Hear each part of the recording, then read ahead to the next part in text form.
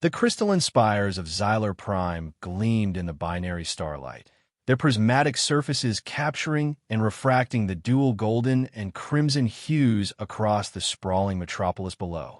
Within the grand ceremonial arena at the heart of the imperial capital, thousands of Xylosian citizens had gathered for the traditional Challenge Congress, an ancient ritual where the might of the empire was demonstrated to potential allies or subjugated foes. Princess Lyra of Xylos stood at the center of the arena, her posture rigid with pride, her violet eyes scanning the assembled representatives from a dozen star systems. She was resplendent in her Zenith-class battle armor, the newest generation of Xylosian combat technology, a seamless fusion of crystalline alloys and energy manipulation fields that shimmered with an iridescent blue glow around her tall, athletic frame. The armor represented the pinnacle of Xylosian technological superiority, just as Lyra herself represented the pinnacle of their warrior culture as the commander of the Imperial Vanguard. Representatives of the allied and subject worlds, her voice rang out, amplified by the arena's acoustics. You stand in the presence of the unconquered Xylos Empire, whose technological and martial prowess has brought peace and order to this sector for 10 millennia. Her words carried the practiced cadence of one born to command, each syllable precise and cold as the void between stars.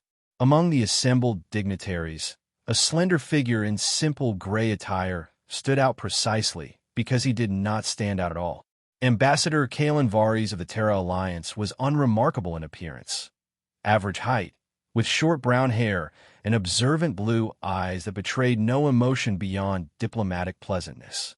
The only unusual feature about him was the wooden case he carried at his side, its purpose unknown to the assembled Xylosians.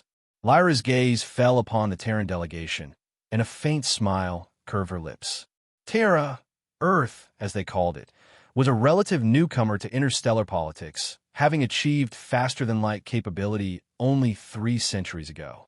Though they had expanded rapidly and established their alliance with surprising diplomatic skill to the ancient Xylos Empire, they remained upstarts, barely removed from their primitive origins. The Terran Alliance seeks a trade agreement for access to the tachyon mineral deposits in the Kareth Belt, Lyra announced to the gathering. As is custom, before such negotiations can proceed, we must evaluate their strength. She turned fully toward Kalen. Ambassador Vares, the Challenge Congress requires a demonstration of your people's capabilities. Will you represent Terra in honorable combat? A murmur went through the crowd. Everyone understood this was merely ceremonial. No one expected the Terran to actually accept. These challenges were typically declined with a tribute offering, allowing negotiations to proceed without the embarrassment of inferior powers facing certain defeat. Kalen stepped forward, his movements fluid and unhurried. The Terra Alliance appreciates the traditions of the Xylos Empire, he said, his voice quieter than Lyra's, but carrying nonetheless. I would be honored to participate in the Challenge Congress. Silence fell across the arena. Even Lyra could not fully mask her surprise.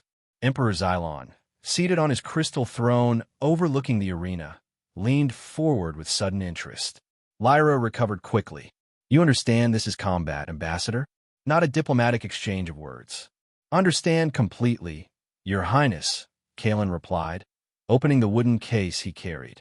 From it, he withdrew what appeared to be 2 wooden sticks connected by a short chain. He handled the primitive-looking weapon with practiced ease, twirling it once so the sticks blurred into a figure-8 pattern before settling into a relaxed stance. Laughter erupted from the Xylosian military officers in attendance. Even Lyra's lips curled in undisguised contempt.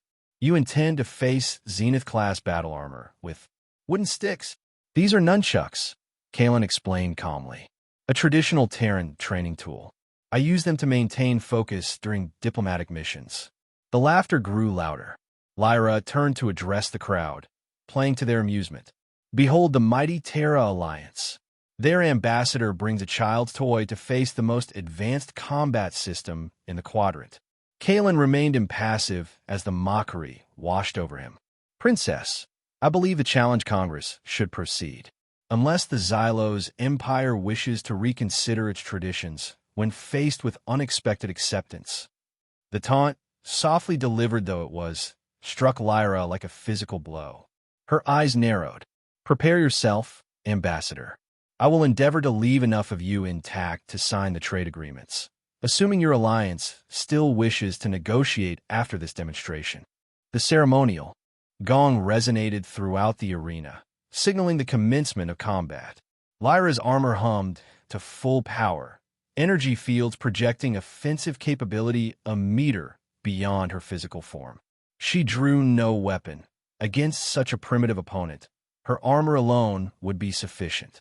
Kalen assumed a centered stance. Nunchucks held at his side, his breathing deep and even. The contrast between them could not have been more pronounced. Technological might against apparent primitive simplicity. Lyra struck first, a lightning-fast charge that would have overwhelmed most opponents instantly. The energy field around her fist extended forward like a battering ram, aiming to incapacitate Kalen with a single blow. But where her fist should have connected, it found only empty air. With movement that seemed impossibly fast, Kalen had shifted aside, the minimum distance required to evade the attack. The nunchucks whirled once, not striking, but performing what appeared to be a measuring motion. Annoyed, Lyra launched a barrage of attacks. Energy projections, force fields, and physical strikes in rapid succession. Each time, Kalen evaded with precise, economical movements. He never retreated more than necessary, never advanced without purpose. The nunchucks continued their hypnotic pattern, sometimes deflecting energy projections in ways that should have been impossible for simple wood. "Stand and fight, coward!" Lyra growled, her composure cracking as her attacks met only air or were redirected by those infuriating wooden sticks. "I am fighting, princess," Kalen replied, his voice still calm despite the exertion evident in his controlled breathing. "Just not as you expect." The exchange continued for precisely 53 seconds, a blur of advanced technology against ancient technique. The crowd had fallen completely silent, the expected quick humiliation transforming into an unprecedented spectacle. No one had ever seen Princess Lyra so thoroughly frustrated. Then came the moment that would be recorded in imperial archives and diplomatic manuals across a dozen star systems. Lyra, increasingly reckless in her attacks, overextended on a powerful strike. In that fraction of a second, Kalen moved inside her guard. The nunchucks became a precision instrument, striking in rapid succession at points on her armor that appeared entirely random. A joint here, an energy coupling there, a power distribution node, a stabilizer crystal. There was no single dramatic blow, just a series of taps that seemed almost gentle. The crowd leaned forward, confused by this apparent futility. And then, exactly 1 minute after the combat began, a harmonic cascade failure rippled through Lyra's supposedly impenetrable armor. Crystalline plates cracked along molecular stress lines. Energy conduits overloaded. Stabilization fields collapsed. The masterpiece of Xylosian military technology disintegrated around her, falling to the arena floor in glittering fragments. Princess Lyra stood frozen in shock, clad only in the form-fitting combat undersuit worn beneath the armor, as the implications of what had just occurred registered across the arena. The pride of Xylos, their unconquered princess, had been defeated by a human with 2 sticks connected by a chain. Kalen stood before her, nunchucks now held respectfully at his side. He offered no gloating smile, no triumphant posture, only a slight bow of acknowledgement. "The Challenge Congress is complete," he said quietly. "The Terra Alliance looks forward to discussing mutually beneficial trade arrangements at the Empire's convenience." The silence in the arena was absolute. The Imperial Council chamber of Xylar Prime had never witnessed such a heated debate. Emperor Xylon, his silver-scaled features impassive, but his eyes burning with controlled fury, sat at the head of the crystal table as accusations and arguments flew between the assembled council members. It was clearly some form of technological sabotage. General Varric slammed his fist on the table. No primitive wooden weapon could defeat Zenith-class armor through kinetic impact alone. The human must have used a concealed disruptor. Our scanners detected no such technology, countered Science Minister Tila's, her voice calm but strained. All evidence suggests he exploited structural vulnerabilities through precisely targeted strikes. Which is even more concerning, Admiral Corvus interjected. If their diplomat can identify and exploit weaknesses in our most advanced armor within seconds of engagement, what else might they know about our defenses? Throughout this exchange, Princess Lyra stood at rigid attention before the council, her face a mask of composure that barely contained the storm of emotions beneath. The Imperial combat undersuit had been replaced by formal military attire, but nothing could disguise the blow to her pride. 6 hours had passed since her defeat, and each minute had been a fresh torment of humiliation. Emperor Xylon finally raised a hand for silence. Enough speculation. Lyra, explain yourself. She stepped forward, eyes fixed on a point above her father's head. There is no explanation that restores honor. Emperor, I underestimated the Terran. I attacked with overconfidence. I was defeated. Each admission was like acid on her tongue, but Lyra had been raised to acknowledge truth, however painful. And what do you make of this? Ambassador Varys, the Emperor asked. Lyra hesitated for a fraction of a second. He is more than he appears. His combat skills exceed those of our elite guard. He observed and exploited vulnerabilities in Zenith armor that our own engineers believed undetectable. Yet, she paused again. He showed no desire to humiliate or harm. He disabled the armor with minimal force and offered no insult afterward. The Emperor's eyes narrowed thoughtfully. Interesting. Not the assessment I expected from you, daughter. Truth serves the Empire better than pride, father. A thin smile crossed Xylon's face. Indeed. Which is why you will now serve the Empire by rectifying this situation. Lyra braced herself for punishment. Reassignment to a frontier outpost, perhaps, or removal from her military command. You will engage with Ambassador Varys. The Emperor continued. Learn about him. Discover Terra's true capabilities and intentions. Find out how he defeated your armor so easily. Determine whether Terra represents a threat or an opportunity. You want me to spy on him? Lyra asked, unable to keep the surprise from her voice. I want you to get close to him, Xylon corrected. The defeat you suffered may provide a unique opportunity. He may lower his guard around you now. Use that. Become his liaison for the trade negotiations. General Varric protested immediately. Your Majesty, surely you cannot be considering proceeding with negotiations after this insult. The insult was not in his victory, General, but in our assumption of his inferiority, the Emperor replied sharply. A lesson has been taught today. I intend to ensure we learn from it rather than merely nurse wounded pride. He turned back to Lyra. The negotiations will proceed, but slowly. You have 1 standard month to assess the Terran ambassador and report your findings. Discover his weaknesses as thoroughly as he discovered yours. Lyra bowed deeply. It shall be done, Emperor. As the council session disbanded, Admiral Corvus approached Lyra in the crystalline corridor outside. The aged naval commander had been her mentor since childhood, one of the few who treated her as a warrior first and a princess second. Be careful, Lyra, he said quietly. This human, there's something not right about him. No diplomat should have those combat skills. Are you suggesting he's not really an ambassador? Lyra asked. I'm suggesting that Terra may have sent us more than they've admitted. Their rise has been too fast, their technological advancement too rapid. They're hiding something. The Admiral's weathered face darkened with concern. And now, they've sent someone who can defeat our best technology with primitive weapons. Just watch yourself. Lyra nodded, her own suspicions aligning with his. I will discover what he's hiding. For the Empire. As Admiral Corvus departed, Lyra remained in the corridor, mentally preparing herself for the distasteful task ahead. Engaging with the man who had humiliated her publicly would require every ounce of her self-control.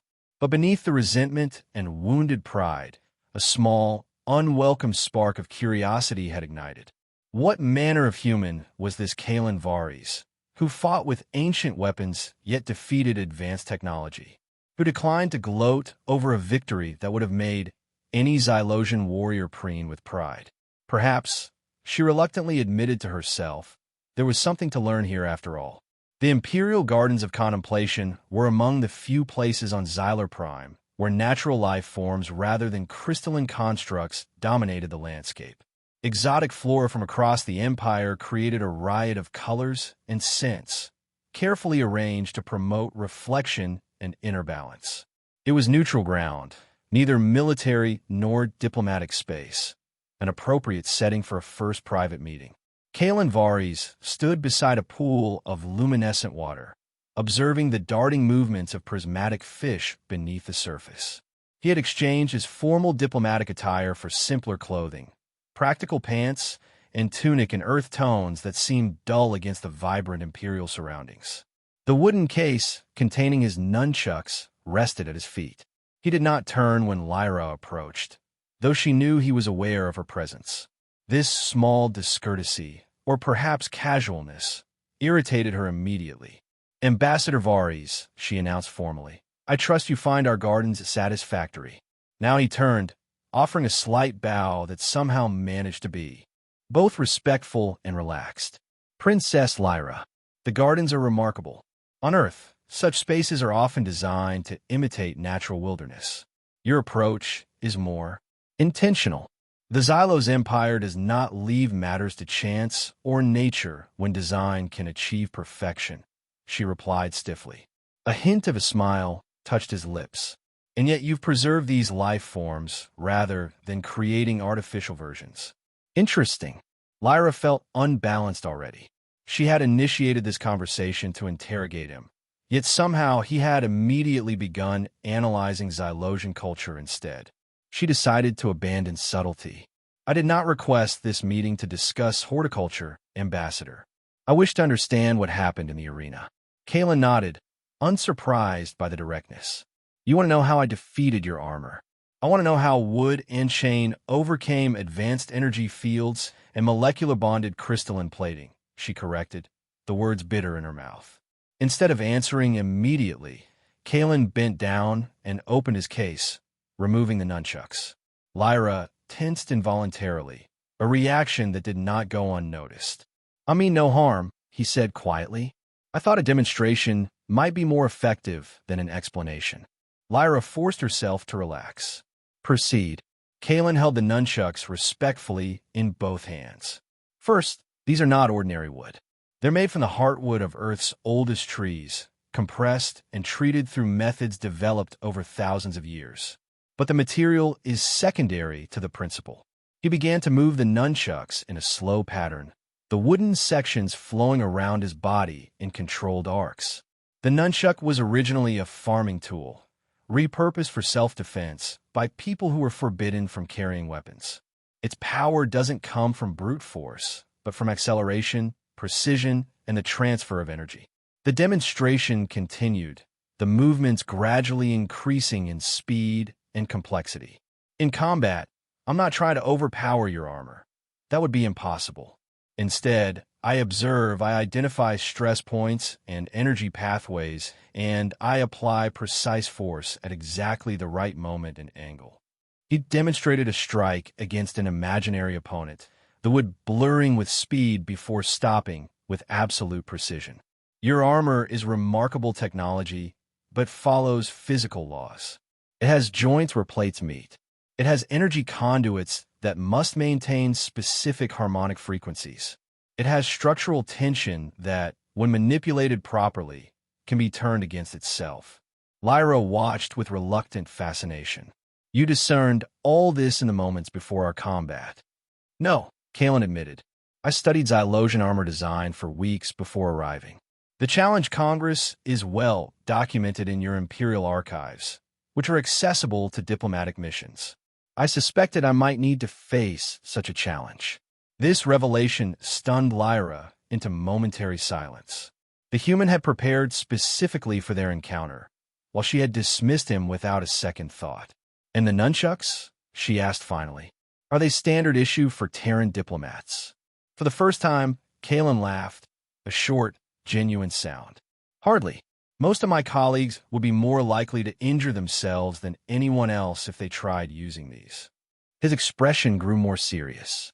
I've trained with them since childhood. They help me focus, center my thoughts. The diplomatic corps considers them an eccentric personal habit. Until yesterday, they'd never been used in interstellar diplomacy.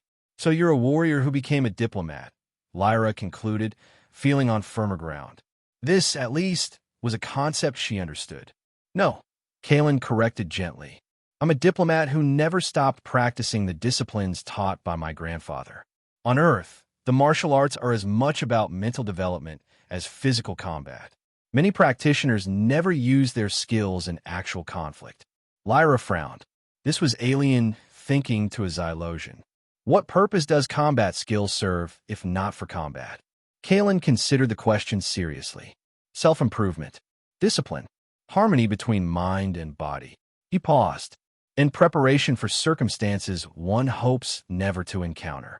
Like diplomatic missions to potentially hostile empires. Precisely. A silence fell between them, less tense than before, but filled with unspoken assessments. Lyra found herself reevaluating the human. He was neither the primitive innocent she had initially dismissed, nor the duplicitous infiltrator that Admiral Corvus feared. He was something else entirely, something she didn't yet have a framework to categorize. Would you demonstrate again? She asked suddenly. The movements. I wish to understand better. Kalen nodded. I can show you the basic forms, if you're interested. For research purposes, Lyra clarified quickly. The Empire must understand all potential threats. Of course, Kalen agreed, his expression giving nothing away. Shall we begin? As the binary suns of the Xylos system began their descent toward the crystalline horizon, Princess Lyra of the Imperial Vanguard found herself attempting to master the first basic form of nunchuck technique under the patient guidance of the Terran ambassador. It was not, she assured herself, collaboration with a potential enemy, but merely thorough intelligence gathering. The fact that she found the precise movements and focused concentration oddly satisfying was entirely irrelevant. The small training room deep within the Imperial Palace had been cleared of monitoring devices at Lyra's insistence. What transpired here was for her eyes only, not the Imperial Council, not the military command, and certainly not her father. Over the past week, these sessions with Ambassador Kalen Vares had become a daily occurrence, justified to others as intensive diplomatic negotiations, but in reality, something far more complex. Your form has improved remarkably, Kalen observed as Lyra completed a sequence of movements with the practice nunchucks he had crafted for her, lighter than his own and made from local materials rather than earthwood. Xylosians are naturally quick learners, she replied, but without the haughty tone that would have accompanied such a statement a week ago. Though I still fail to see how these techniques could be effective against an armed opponent. Kalen smiled slightly. Would you care for a practical demonstration? Lyra raised an eyebrow. You propose combat? Against what weapon? Your choice. But not your armor. I've already demonstrated effectiveness against that. The reminder of her defeat still stung, but less sharply than before. Lyra walked to the weapons rack and selected a standard-issue energy blade, a short sword with a crystalline edge enhanced by a disruptive energy field. It was the sidearm carried by all Imperial Vanguard officers. This is lethal, she warned, activating the blade. A humming blue edge appeared along the crystalline surface. I trust your control, Kalen replied simply, readying his nunchucks. And mine. What followed was unlike any combat training Lyra had experienced. Kalen did not attempt to directly block the energy blade. That would have been suicide. Instead, he demonstrated how the nunchucks could control space, redirect attacks, and create openings that appeared for microseconds. When Lyra lunged, he was elsewhere. When she slashed, the nunchucks guided the blade in an empty air, often leaving her momentarily vulnerable to counterattack. After 10 minutes of increasingly intense exchange, Kalen suddenly dropped to a low sweep that Lyra jumped to avoid, only to find her blade arm entangled in a complex wrap from the nunchucks. With a twist that she couldn't follow even as it happened. The energy blade was levered from her grip and sent skittering across the training room floor. They froze in that position, Lyra balanced on one foot, Kaelin in a low stance with the nunchuck still partially wrapped around her wrist. Their eyes met, and something electric passed between them. A mutual recognition of skill, respect, and something more complex that neither was prepared to name.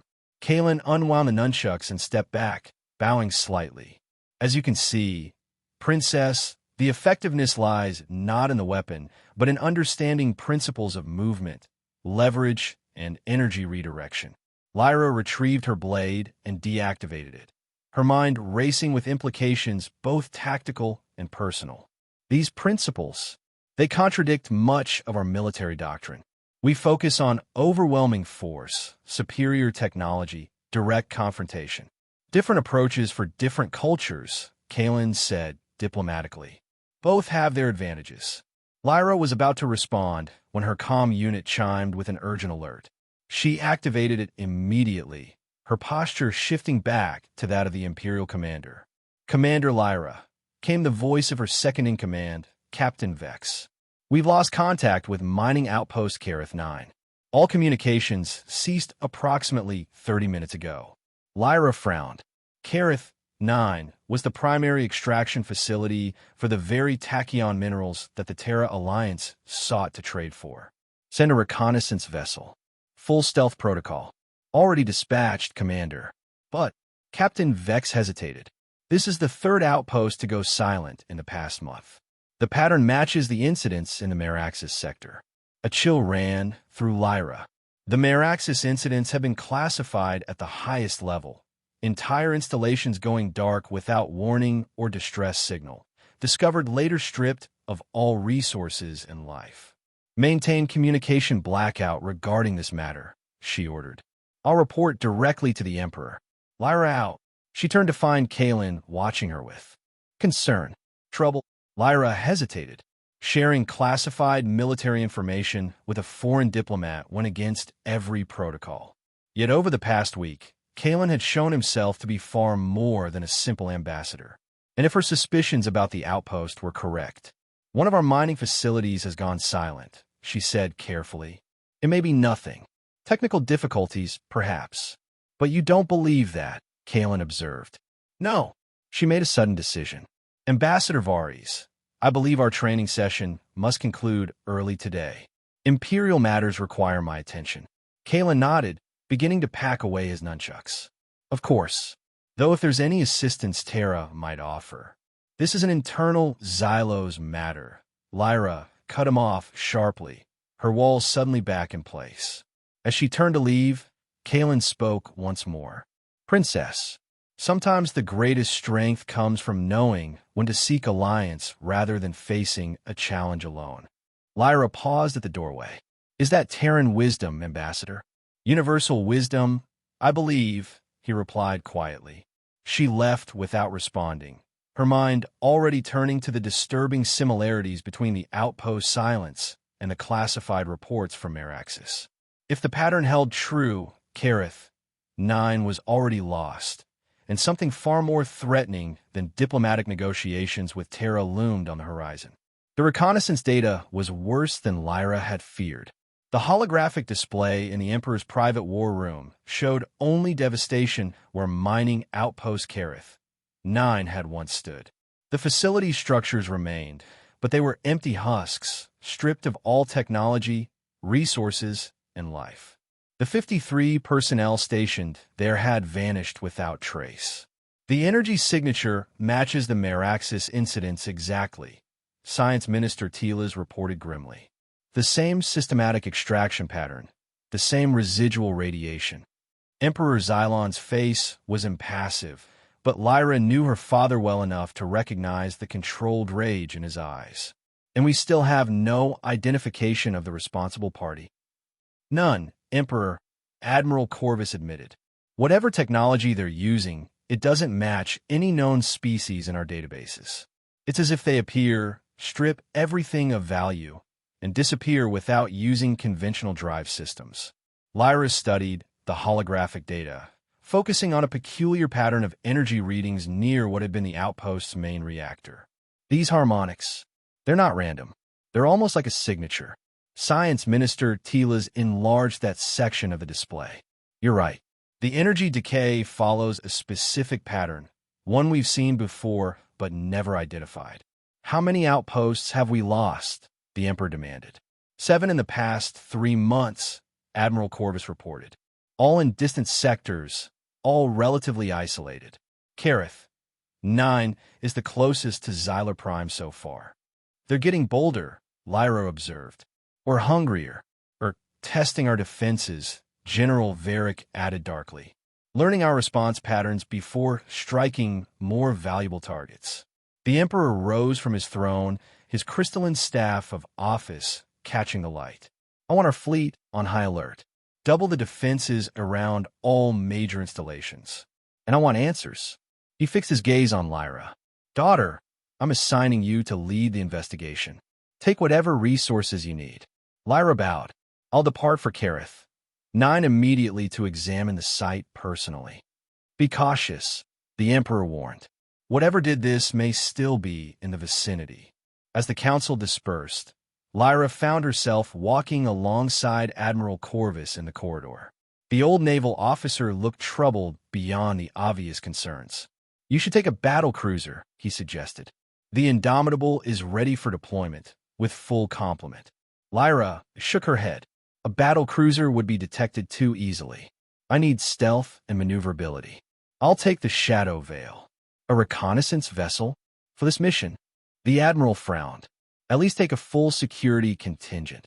A small, elite team will be more effective, Lyra countered.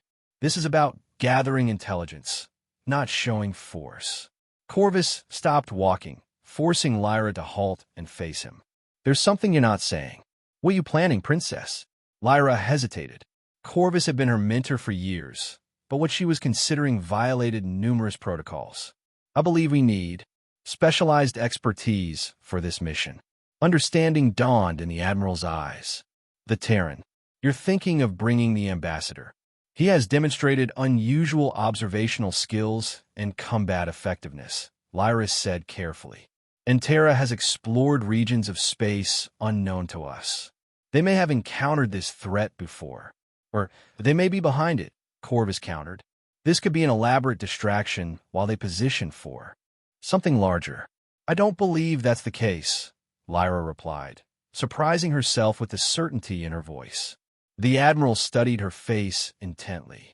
You've spent considerable time with him this past week. Has he influenced you that strongly already? Lyra bristled. My judgment is clear, Admiral. The Terran's presence would be a tactical advantage. Nothing more. The Emperor will never approve including a foreign diplomat on a classified military mission. Then I won't inform him until after we return with valuable intelligence, Lyra stated flatly. This is my mission to command as I see fit. Corvus's expression hardened. Be careful, Princess. Your father appointed you to lead this investigation because he trusts your judgment.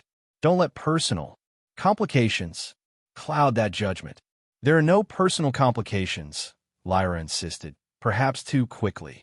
Only tactical considerations. The Admiral didn't appear convinced, but he nodded slowly. The Shadow Veil will be prepared for your departure in 6 hours. Choose your team wisely. He paused. And remember where your loyalties lie. As he walked away, Lyra stood motionless in the crystalline corridor, his words echoing in her mind. Her loyalties had never been in question before. The Empire came first, always. Yet as she contemplated the mission ahead, she found herself already composing the arguments that would convince Kalen Varys to join this dangerous expedition into the unknown. For the Empire's benefit, she told herself firmly. Nothing more. The Shadow Veil slipped through the darkness of space, its advanced stealth systems rendering it virtually undetectable. The sleek reconnaissance vessel was designed for covert operations, with a crew complement of only 12, now 13, with the addition of Ambassador Varys. Lyra had selected her most trusted officers from the Imperial Vanguard, individuals whose loyalty to her personally would outweigh their concerns about including a foreign diplomat on a classified mission. On the bridge, Lyra studied the long-range sensor data as they approached the Kareth system.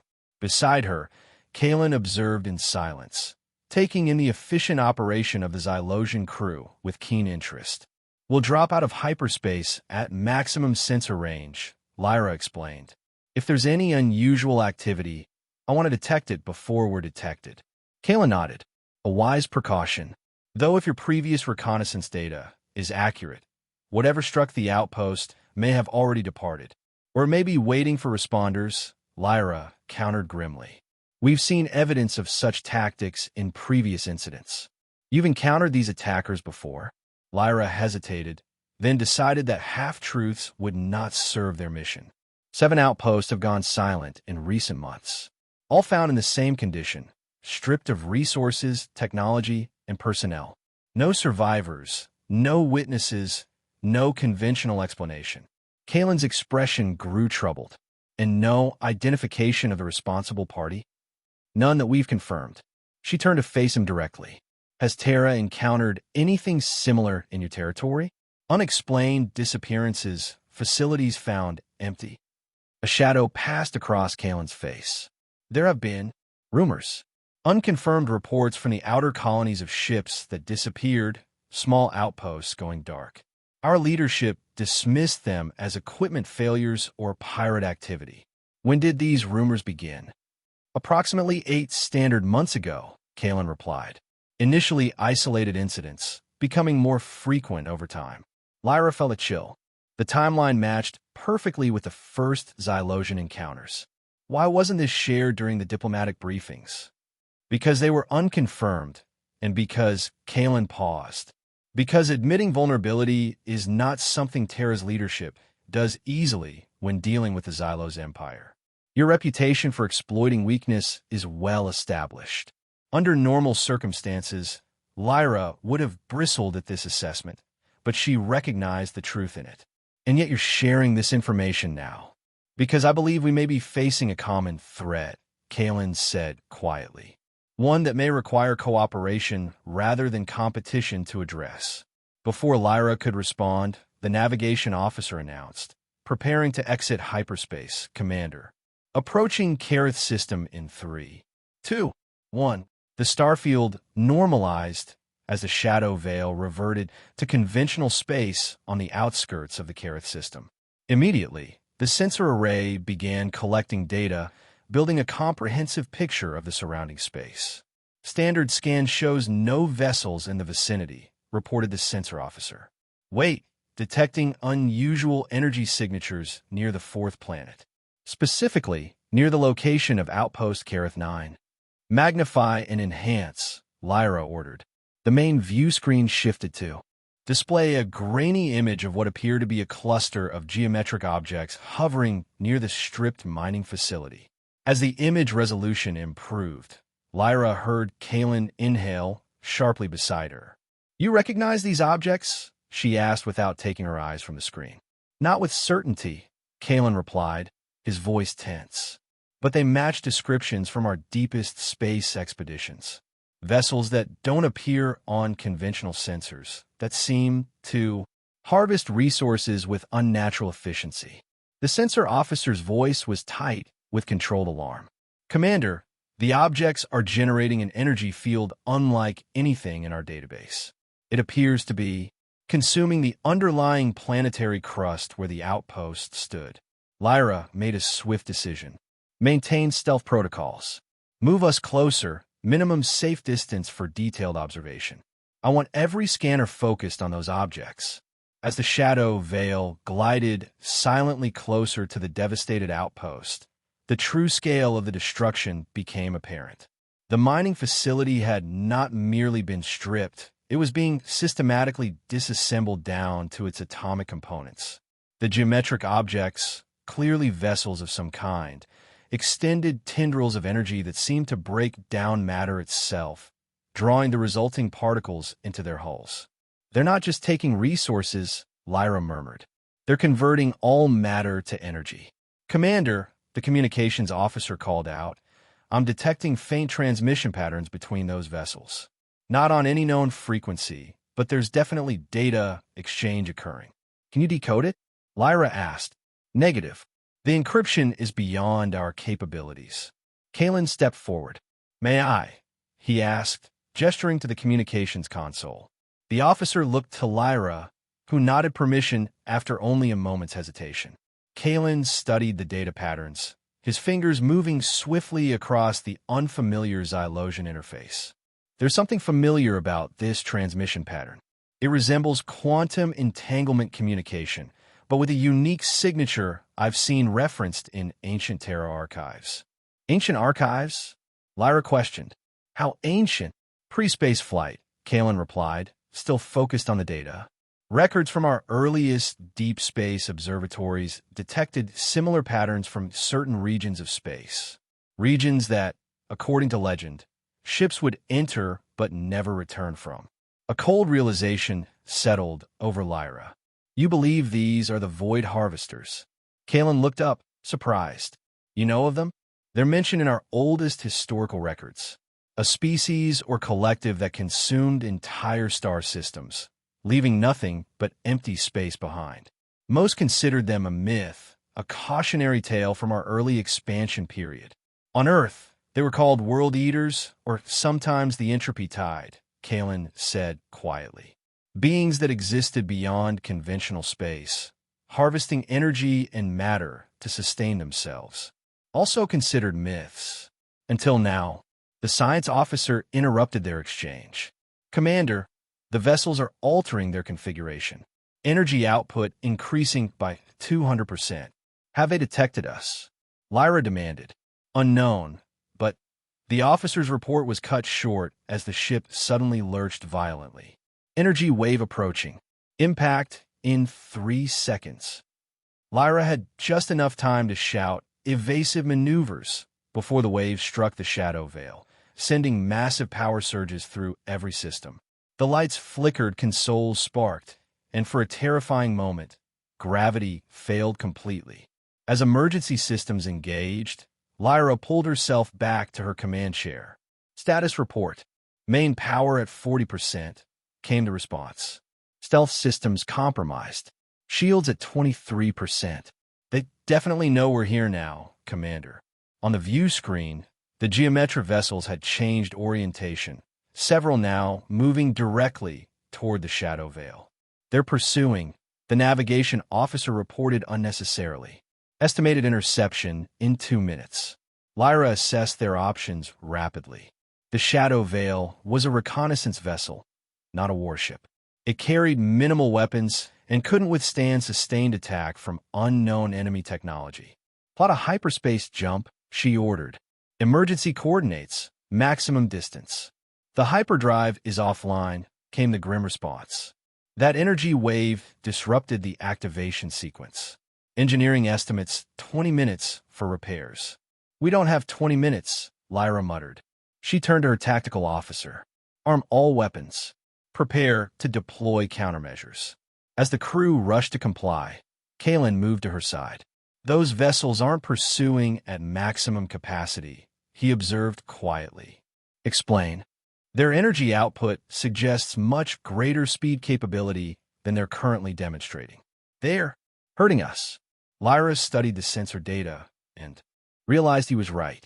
The harvester vessels were positioning themselves in a pattern that limited the shadow veil's escape vectors. They're funneling us toward the planet's gravity well, she concluded, restricting our maneuverability. Kayla nodded, which suggests they're intelligent and tactical, not merely instinctual predators. That doesn't improve our situation. Lyra activated the ship-wide comm. All personnel, prepare for imminent engagement. This is not a drill. She turned back to Kalen. Ambassador, I suggest you secure yourself in the guest quarters.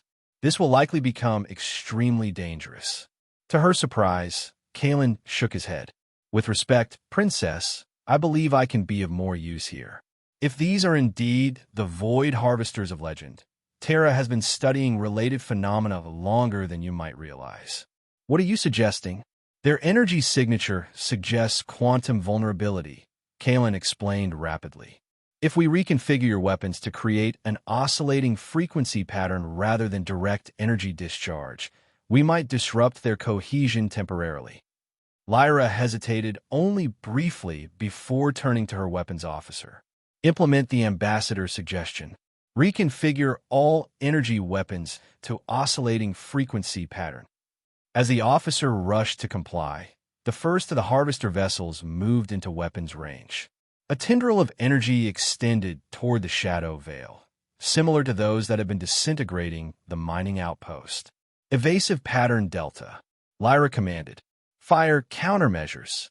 The shadow veil lurched sideways, narrowly avoiding the energy tendril as it launched a spread of disruption mines.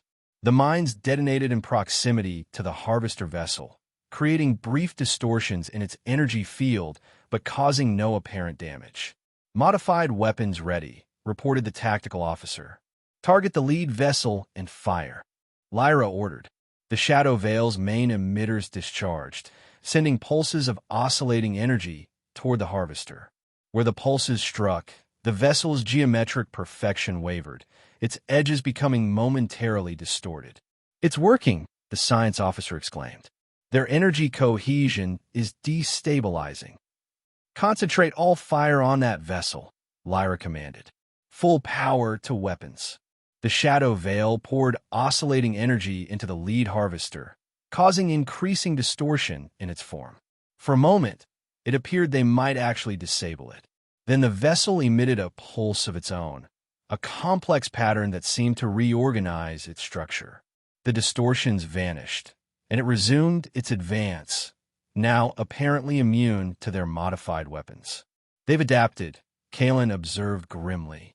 "Engineering reports hyperdrive still requires 15 minutes for repairs," the operations officer announced. Lyra assessed their deteriorating situation. 3 more harvester vessels had joined the pursuit, each projecting energy tendrils that narrowly missed the shadow veil only due to the pilot's exceptional skill. A decision crystallized in her mind. "Set course for Kareth 9, she ordered. "Commander?" The navigation officer looked shocked. "That takes us directly toward the main concentration of hostile vessels." "Exactly. They won't expect us to move toward them rather than away." Lyra turned to her tactical officer. "Prepare to jettison our reactor containment protocol module on my mark." Understanding dawned on the officer's face. The reactor module contains enough energy to create a significant explosion, one that might buy us the time we need to repair the hyperdrive. Lyra looked at Kalen. "Unless you have a better suggestion, Ambassador?" Kalen studied the tactical display. "Actually, I might. These vessels seem to be drawn to energy sources. If we could create a more tempting target than our ship." "The reactor module," Lyra concluded, following his thinking. "Not as a weapon, but as bait." "Precisely.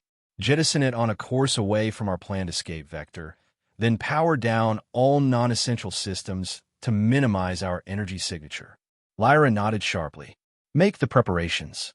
All non-essential personnel to emergency stations. Power down everything except life support and minimal thrusters once the module is jettisoned." As the crew rushed to implement these orders, Lyra found herself standing shoulder to shoulder with Kalen at the tactical display. Despite the dire circumstances, or perhaps because of them, she felt an unexpected sense of alignment with him, as if they were extensions of the same strategic mind.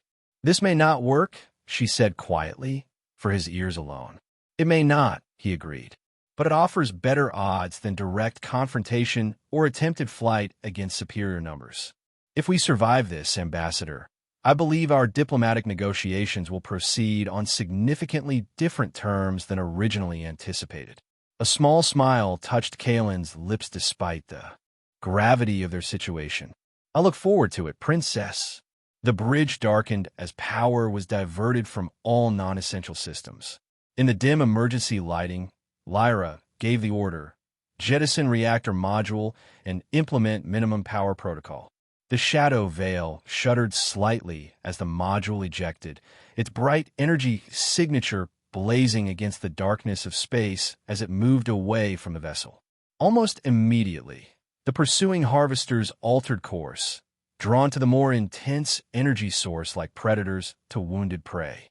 In near darkness, with only essential life support functioning, The crew of the Shadow Veil watched and waited as the geometric vessels converged on the discarded module. The distraction worked for the moment, but engineering still needed 10 more minutes to restore hyperdrive functionality, and Lyra knew their deception wouldn't fool the harvesters for long. In the quiet of the powered-down bridge, with disaster held temporarily at bay, Lyra finally confronted the unavoidable truth. The Xylos Empire was facing a threat unlike any in its 10,000-year history, and their best hope for survival might lie in alliance with the very people they had dismissed as inferior barely a week ago. She glanced at Kalen, whose calm focus had not wavered despite their perilous circumstances. The human ambassador with his wooden nunchucks and ancient wisdom suddenly represented something profound, a different approach to power, to conflict, to survival itself. Engineering reports hyperdrive restoration ahead of schedule, the operations officer whispered, breaking into Lyra's thoughts. Ready in 3 minutes. Excellent, Lyra responded quietly. Prepare for immediate jump once available, and begin recording all sensor data on the harvesters. If we survive, that information will be crucial. On the view screen, the harvester vessels surrounded the jettisoned reactor module, extending their energy tendrils to begin the consumption process. The module's containment fields began to fail under the assault, leading to growing energy fluctuations. Commander, the science officer warned, the module's containment is becoming unstable. When it fails completely, the resulting explosion will be substantial, Lyra finished. Time to hyperdrive. 1 minute, 30 seconds. Kalen leaned closer to the sensor display. The instability pattern is accelerating. We may not have that long. As if confirming his assessment, the reactor module began to emit pulses of increasingly intense energy. The harvesters, rather than retreating from the destabilizing power source, intensified their harvesting efforts, seemingly drawn to the growing chaos. Hyperdrive status? Lyra demanded. Final calibration in progress. 45 seconds. The reactor module's containment field collapsed suddenly, releasing a blinding surge of energy that momentarily overloaded the view screen. When the image stabilized, they saw the harvester vessels scattered by the explosion, their perfect geometric forms distorted and tumbling. Now, Lyra commanded. Initiate hyperdrive, maximum power. Hyperdrive still calibrating, came the desperate response. 20 seconds. On the screen, the harvester vessels were already beginning to reorganize, their forms stabilizing with remarkable speed. Several reoriented toward the Shadow Veil, apparently now aware of the deception. They've locked onto us, the sensor officer reported tensely. Energy buildup detected in the 3 nearest vessels. Evasive maneuvers, all available power, Lyra ordered, knowing their minimal thrusters would provide little escape capability. Hyperdrive ready in 10, 9. The lead harvester vessel extended a tendril of energy directly toward the Shadow Veil. There was no possibility of evading it with their limited power. 3, 2. The energy tendril made contact with the ship's hull, alarms blaring as it began to penetrate their minimal shields. 1. Hyperdrive engaged. The stars stretched into lines as the Shadow Veil leapt into hyperspace, tearing free from the harvester's grasp with a violent shudder that resonated throughout the vessel. Damage reports immediately flooded in from all sections, but one fact remained clear. They had escaped. For the moment, as normal lighting returned and systems came back online, Lyra allowed herself a single deep breath before turning to her crew. Status report. Hull breach in sections 7 through 9. Emergency containment holding. Casualties reported in engineering. 3 injured, none critical. Hyperdrive stable, but operating at 60% efficiency. The operations officer looked up from his console. We're alive, Commander. And we have confirmation of an existential threat to the Empire, Lyra added grimly. She turned to Kalen. And to Terra as well, it seems. Kalen nodded, his expression somber. If these are indeed the void harvesters of legend, then what we witnessed was merely a scouting party. The historical accounts speak of armadas capable of consuming entire star systems. Lyra made her decision. Set course for Xylar Prime, maximum sustainable speed. We need to report directly to the Emperor. She paused, then added, and prepare a secure communication channel to the Terra Alliance.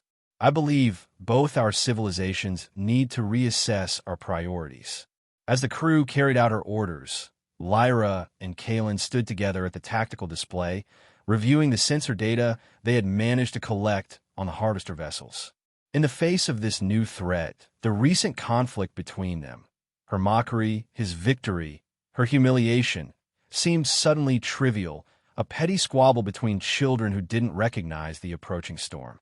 I understand now, Lyra said quietly. Understand what? Kalen asked. What you were trying to teach me with the nunchucks. It wasn't about the weapon or the technique. It was about perspective, seeing beyond conventional power to identify true vulnerability. Kalen studied her face for a moment before responding. The greatest masters on Earth teach that true strength lies not in dominating others, but in understanding the flow of energy and redirecting it to harmonious purpose. A philosophy that seems particularly relevant when facing enemies who feed on energy itself, Lyra observed. Indeed, Kalen's expression grew more serious. Princess, what we face may require more than military alliance. It may demand a fundamental shift in how both our civilizations approach conflict and power. Lyra felt the weight of his words, recognizing the truth in them, even as part of her resisted such radical thinking. One step at a time, Ambassador. First, we survive. Then perhaps we could discuss philosophy. But as the shadow veil raced through hyperspace toward Xylar Prime, Lyra found herself contemplating exactly such philosophy and the unexpected human who had brought it into her life at precisely the moment when her civilization might need it most. The Imperial Council chamber erupted into chaos as Lyra completed her report on the Kareth 9 encounter.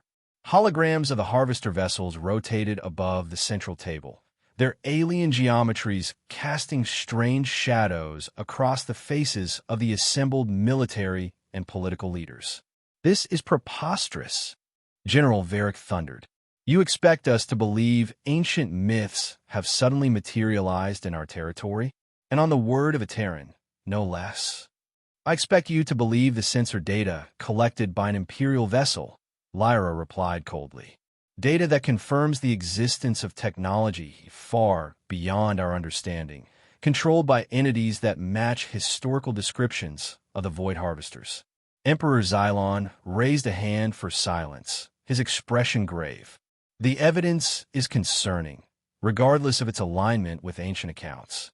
7 outposts lost, and now confirmation of unknown hostile forces with extraordinary capabilities. Science Minister Tila's manipulated the holographic display, highlighting energy patterns. The harvesting process they employ violates several laws of physics as we understand them. They're not simply destroying matter. They're converting it to energy with perfect efficiency. And you believe Terra has encountered these entities before? Admiral Corvus directed his question to Kalen, who stood beside Lyra at the council table, an unprecedented honor for a foreign diplomat. Not directly, Kalen clarified, but we have records of similar phenomena dating back to our pre-space civilization. More recently, we've experienced outpost disappearances that match the pattern Princess Lyra describes. Convenient, General Varric muttered. Perhaps this is merely an elaborate Terran deception to force an alliance on favorable terms. Lyra stepped forward, her patience exhausted.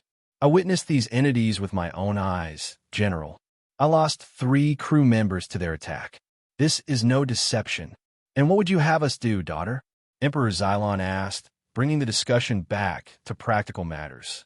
Commit our fleet to hunting these harvesters? Abandon our frontier outposts? I would have us recognize the scope of the threat, Lyra replied. The harvesters we encountered were merely a scouting party, according to historical accounts. If the main force arrives, neither Xylos nor Terra will stand alone.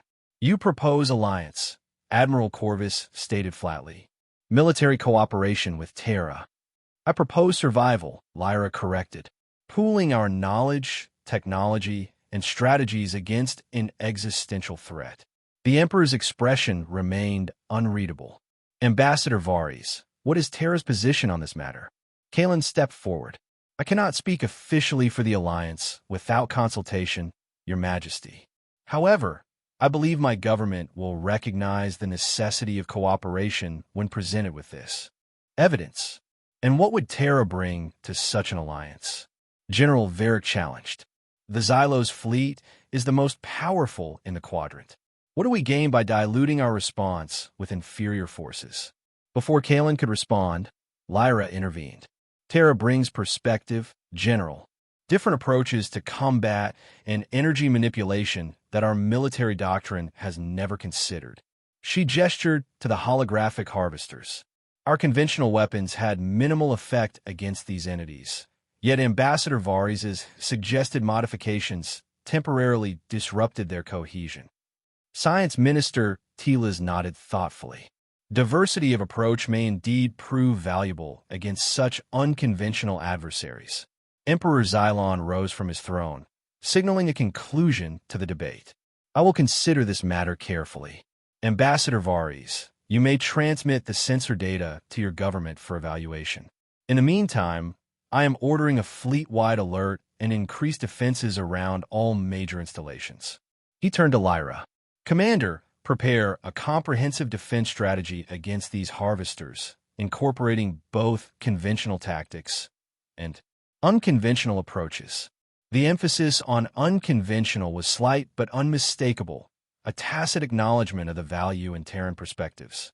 It was more than Lyra had dared hope for from her tradition-bound father. It shall be done, Emperor, she replied with a formal bow. As the council dispersed, Lyra and Kalen found themselves walking together through the crystalline corridors of the Imperial Palace. Despite the gravity of the situation, or perhaps because of it, a new ease existed between them. The artificial barriers of diplomatic protocol and cultural suspicion beginning to dissolve in the face of shared danger. Your father is more adaptable than I expected, Kalen observed quietly. He is emperor because he understands power in all its forms, Lyra replied, including the power of necessary change. They reached a balcony overlooking the capital city, its crystal spires catching the afternoon light of the binary stars. For a moment, they stood in silence, contemplating the civilization spread before them, a civilization now facing an unprecedented threat. Will your alliance truly consider cooperation? Lyra asked finally. Or will they see this as an opportunity to gain advantage while Xylos is distracted? Kalen turned to face her directly. I cannot predict the decisions of politicians, Princess, but I know what I will advocate for: genuine alliance against a common enemy. Even after how we treated your delegation? After my mockery of your weapon and traditions? A smile touched Kalen's lips. Especially after that. You've learned something valuable about underestimating others based on appearances. That lesson may prove crucial in the coming conflict. Lyra found herself returning his smile, an expression that felt increasingly natural in his presence. I suppose humiliation can be educational when properly applied. I never sought to humiliate you, Kalen said softly, only to demonstrate that different approaches to power can coexist. Their conversation was interrupted by an urgent communication. Lyra activated her comm unit to see Captain Vex's concerned face. Commander, we're receiving distress signals from multiple outposts in the Kari sector. The pattern matches the harvester attacks, but on an unprecedented scale. Lyra's blood ran cold. How many outposts? 5 simultaneously, Commander. And one of our battle cruisers has gone silent after responding to the initial distress call. Kalen stepped closer, having heard the report. It's beginning, he said quietly. Sooner than we anticipated. Lyra made an instant decision. Captain, implement emergency protocol Zenith. All available vessels to defensive positions. And, she hesitated briefly, then continued, establish immediate communication with Terra Alliance Command. Priority channel, my authorization. Captain Vex's surprise was evident, but his training prevailed. Understood, Commander. Zenith Protocol initiated. As the communication ended, Lyra turned back to Kalen. It seems our discussions of alliance have become rather more urgent. Indeed, his expression was grave but determined. What can I do to help? In that moment, looking at this human who had entered her life as an adversary and now stood as perhaps her most trusted ally, Lyra felt something shift within her, a crystallization of purpose and perspective that transcended her imperial upbringing. First, we need to develop integrated defense strategies, combining Xylosian and Terran approaches, she said decisively. Then we need to convince both our civilizations that cooperation is not merely beneficial, but essential for survival. Kalen nodded, his hand unconsciously moving to where his nunchucks were secured at his waist.